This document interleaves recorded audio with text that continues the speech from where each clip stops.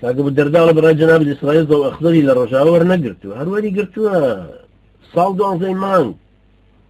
زەو ئەخزەرێکی مەفتوحە لەوێ زەرد و سوور ناوێ هەر سەوزە ئیسرائیل بە کەیفی خۆت بوەشێنە چێ بە ئێرهابیە زانی لێیدا سڵ لە هیچ شتێمەکەرەوە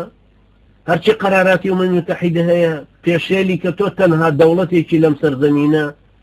کە دەوڵەتی ماریقەی لە هەموو قانون و یاسایەک بەدەری لەبەری وڵاتێکی زلهێز لە پشتە بڕۆ ورد و درشتی فەڵەستینی بکوژە تۆ حیمای نەفسی خۆت دەکەی ئەخر ئەوەیە زەوە لە قسەرەکە کە وەریان کردو بەڵێ بەتەکید کاڵێ یەهود تا قیامەت بێ شەڕ ناژین مەرجنی ئەواوێ یەهود خۆی زۆر ترسنۆک و کڵۆڵم خی گەورە فەرمێەوە دووەم جارتانە کە دێنەوە لە سوورەی ئیسرایە خی گەورە باسی دووەم جاریان کە ئەکاتەوە کە قووەت و نفوذ و دەسەڵاتیانە بێ فەرمە ثم جئنا بكم لفيفا کۆمەڵ کۆمەڵەتان هێنینەوە ئەو ئێستا کۆمەڵ کۆمەڵ و قووەت و نفوذێکی گەورەی یەهودە کە ئێستا لە دەوڵەتی ئیسرائیلان و ئینشاءڵڵا ئەم جارە کە نابوت بوون بە حەول و قووەتی خوا هیچیان بەردەست ناکرێت و بە شەقتێ هەڵە درێنەوە لە سەراسەری سەر ئەرزە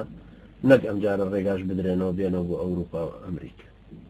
ئەوە لە ئەمریکاش ئێستا قەدر و قووەتێکیان هەیە لەبەر سەڵتێکی انتخاباتی دروست دەکەن